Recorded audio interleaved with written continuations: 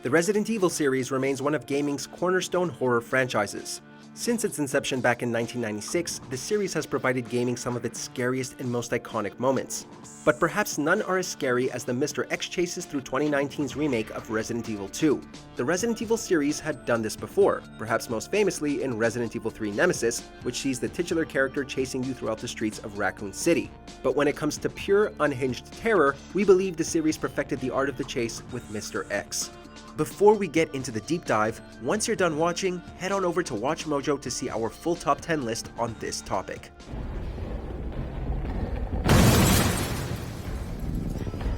Before we begin, we publish new content all week long, so be sure to subscribe and ring the bell to get notified about our latest videos. First off, let's address the surface level, his physical imposition. Mr. X is a big dude. He stands a good 7 or 8 feet tall and looks to weigh a solid 300 pounds, and seeing someone of that immensity chasing you down a dark hallway is more than enough to give you the willies.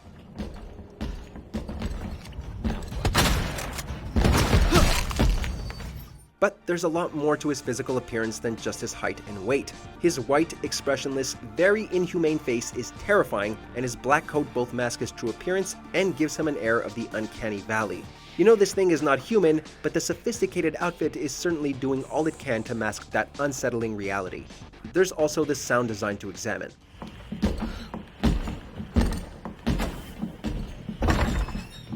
Mr. X plods along with heavy footsteps, each footfall bringing with it an eerie thump that resonates throughout the building.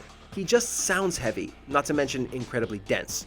By hearing how he walks, players again get the impression that this thing chasing them is most certainly not human.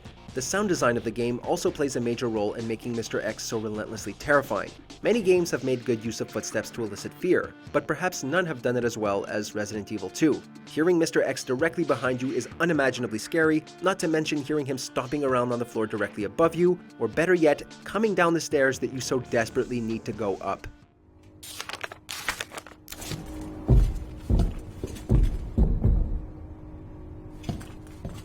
Which brings us to another facet of his brilliance, the ability to come out of nowhere. Tension has always played an important role in the Resident Evil franchise, and Resident Evil 2 is rife with nigh unbearable tension. Most of that has to do with looking for Mr. X, as he has a penchant to appear out of nowhere, whether that be from around a corner when your guard is down, or coming down a flight of stairs as you ascend. The game is usually pretty good at warning the player of his presence, but there's always the odd time where you turn a corner, only to be greeted by a particular fedora and music cue. Give me a break! The music plays another important role in Mr. X's imposing presence. He is always accompanied by a specific music cue, and the music that plays throughout his chases is really freaky. It has a very cold and industrial sound to it, sort of Marilyn Manson mixed with 9 Inch Nails. Jesus, stay back! It comes complete with booming, thumping noises that mirror Mr. X's relentless footsteps, piercing sounds like knives being dragged across metal, and even what sounds like a ticking clock, an eerie reminder that your time might be up and that Mr. X will never stop. It's a brilliant piece of music, and it really helps give the Mr. X chases a distinct and utterly unwelcoming personality.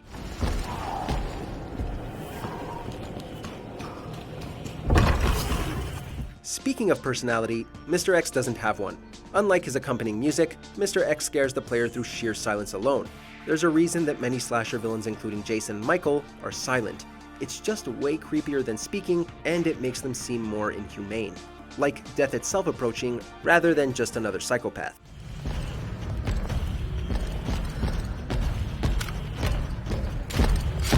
Mr. X uses silence to his advantage. His lack of speech doesn't account for discussion, or pleading, or compromise, or even knowing what he wants. All we know is that this large, Terminator-looking thing is after us. We don't know why, we can't reason with it, and we can't even beg it to leave us alone. Kyle Reese knows a thing or two about that.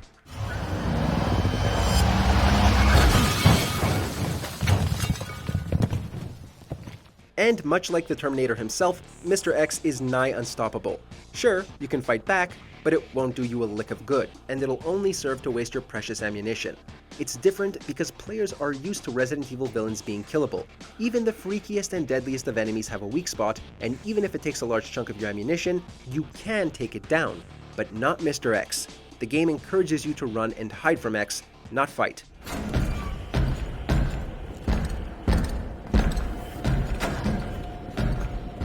Fighting him will waste resources. It will only delay the inevitable, and sooner or later, it will get you killed.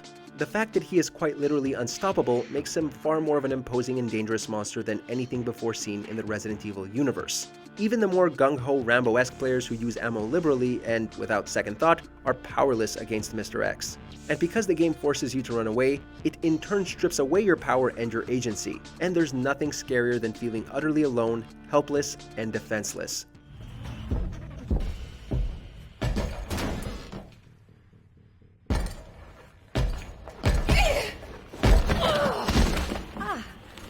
Exacerbating these feelings is the fact that Mr. X is incredibly dangerous.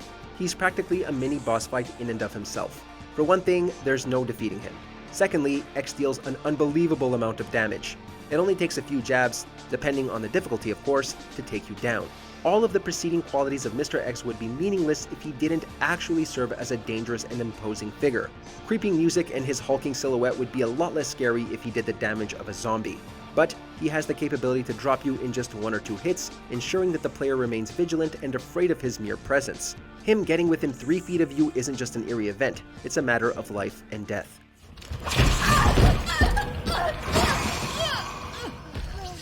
And finally, we come to the biggest reason for what makes Mr. X so scary: the primal fear of being chased and pursued. The fear of a pursuing figure has been hardwired into our brains. Even toddlers fear the approach of a stranger. And even kids realize the thrill of a chase. It's why they laugh whenever their parents chase them and pretend to be monsters. But they laugh because they know that their parents won't actually hurt them. Mr. X is a figure who means to inflict harm, so that thrill of the chase turns from innocent fun into a fight or flight response.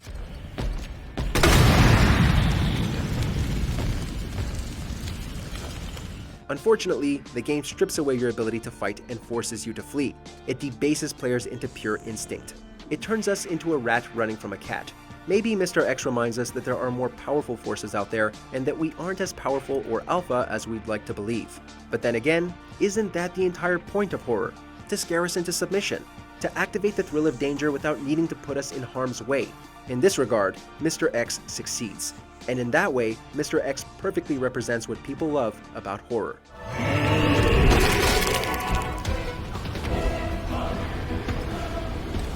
Thanks for watching our deep dive. If you enjoyed it, why not check out our top 10 on the topic over on Watch Mojo. Check the link in the description for more details.